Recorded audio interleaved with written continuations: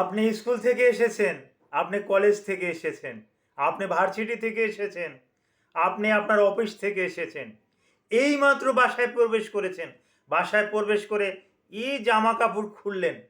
খোলার পরেই হঠাৎ করে শুরু হয়ে গেল হাঁচি। এই হাঁচি আর থামছে না। একের পর এক হাঁচি দিয়েই যাচ্ছেন। এই হাঁচির সাথে কাশি, হ্যাঁ, চোখ দিয়ে পানি পড়া, নাক দিয়ে পানি পড়া, এই সমস্যা শুরু হয়ে গেছে। চিকিৎসা বিজ্ঞানের ভাষায় এটাকে আমরা বলি অ্যালার্জিক রাইনাইটিস। আসসালামু আলাইকুম রহমতুল্লাহি ওবারাকাতুহু। আমি ডাক্তার মীর শহীদুল ইসলাম। আমার চেম্বার শুভেচ্ছা 255, ঐতিহ্যবাহী শেখঘাট এলাকা, সিলেট। আমার সিলেট থেকে প্রতিনিয়ত সংযুক্ত হয়ে চিকিৎসা বিজ্ঞানের আলোকে আপনাদেরকে গুরুত্বপূর্ণ ভিডিও আপলোড করে উপহার দিয়ে থাকি। আজকেও ব্যতিক্রম হবে না, গুরুত্বপূর্ণ ভিডিও আপলোড করব। এবং এই ভিডিওতে যদি কেউ কোনো কমেন্ট করতে চান, কেউ কিছু জানতে চান, অ্যালার্জিক রাইনাইটিস নিয়ে আলোচনা করব। এর উপরে যদি কারো এক্সট্রা যদি কিছু জানার আগ্রহ থাকে, এই স্বল্প সময়ের ভিডিওতে তো সব কথা বলা যাবে না। যদি জানার আগ্রহ থাকে আপনারা মোবাইল করবেন। যে মোবাইল নাম্বারটা কোথায় পাবো? আপনি গুগলে যান, গুগলে গিয়ে লেখেন ডাক্তার মীর শহীদুল ইসলাম। এটা লেখা মাত্রই আমার যাবতীয় তথ্যাদি চলে আসবে। আমার এই ছবিটা সহ দেখবেন আমার একটা ভিজিটিং কার্ড আছে। এই ভিজিটিং কার্ডে আমার 3টে মোবাইল নাম্বার দেওয়া আছে।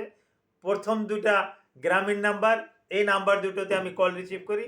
তৃতীয় নাম্বারটা একটা এয়ারটেল নাম্বার, ওয়ারিদ নাম্বার। এই নাম্বারটায় আমি হোয়াটসঅ্যাপ খুলেছি।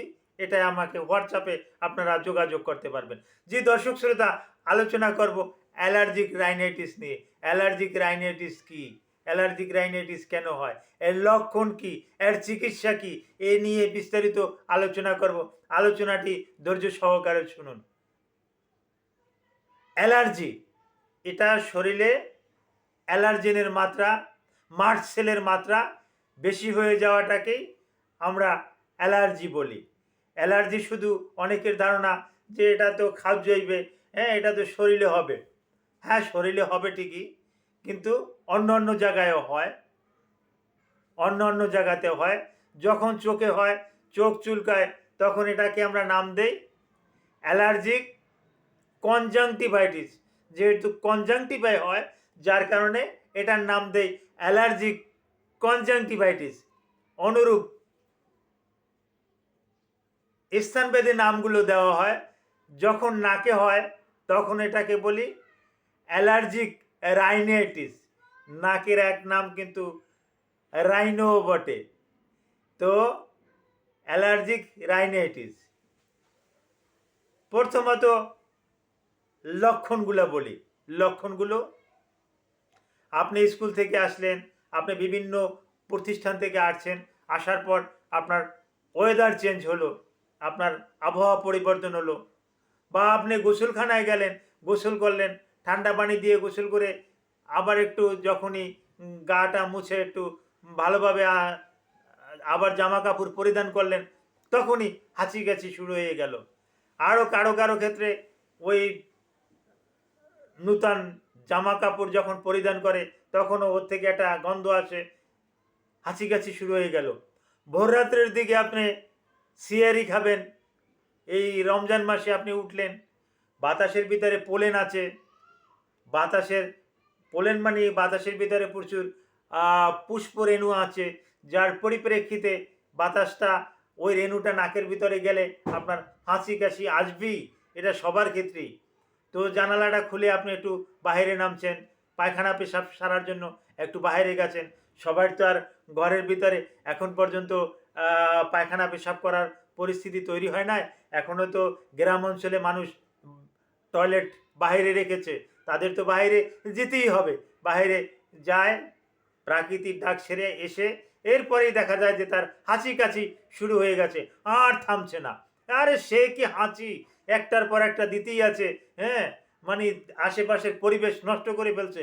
মানে এত পরিমাণে স্নিজিং হচ্ছে, হ্যাঁ, এই স্নিজিংয়ের পরিবর্তিতে দেখা যাচ্ছে যে আশেপাশের টেবিল চেয়ার এগুলো মনে হয় যেন এখানে পানি পাকে যেন পানি ফেলে রেখেছে, অর্থাৎ নাক দিয়ে তার এত। এবং অনেকের এর সাথে সাথে ফোটায় ফোটায় রক্ত যায়। রক্ত যাওয়ার কারণটাও বলি, হ্যাঁ, এই নাকের ভিতরে ক্যাপিলারি আছে, ছোট ছোট ভেইন আছে। এই অতিরিক্ত হাঁচির পরিপ্রেক্ষিতে এই ভেইনগুলো ছিঁড়ে যায়। এই ভেইনগুলো ছিঁড়ে গিয়ে অনবরত রক্ত পড়ে, আবার অটোমেটিক্যালি এই রক্ত পড়াটা বন্ধ হয়েও যায়। হ্যাঁ, রক্ত পড়াটা বন্ধ হয়েও যায়। আর আরেকটা সমস্যা, কেউ কেউ যদি হঠাৎ করে সানলাইটে যায়, তাহলে সানলাইটেও কিন্তু অ্যালার্জি আছে। আবার খাবার দাবারেও অ্যালার্জি আছে। হ্যাঁ, বিভিন্ন রকমের খাবার দাবার, তার ভিতরে শিম, কাঁকড়া, কার্প, চিংড়ি মাছ, বিফ, মাটন, গরুর গোস্ত, খাসির মাংস, এগুলোতেও, ব্রয়লারের মুরগিতেও পর্যাপ্ত পরিমাণে অ্যালার্জি ইদানিংকালে লক্ষ্য করতেছি। আগেও ছিল, বেশি লক্ষ্য করতেছি। আর অনেকে এখন ডাইরেক্ট বলে দেয় এই ব্রয়লারের মুরগিটা এটা ওই আপনার হরমোন ইমব্যালেন্স করতে পারে, এটাই অনেক ক্ষতি করতে পারে, যার জন্য এটা না খাইয়ে পারলে ভালো। এটাকে এমন কিছু হরমোন দিয়ে করা হয়।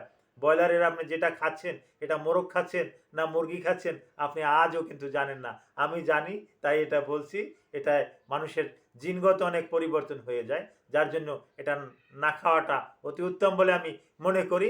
এবং আমার রুগীদেরকে আমি পরামর্শ দিই যে না, ভুলেও ব্রয়লারের মুরগি খাবেন না, আপনার জিনগত পরিবর্তন হয়ে যাবে।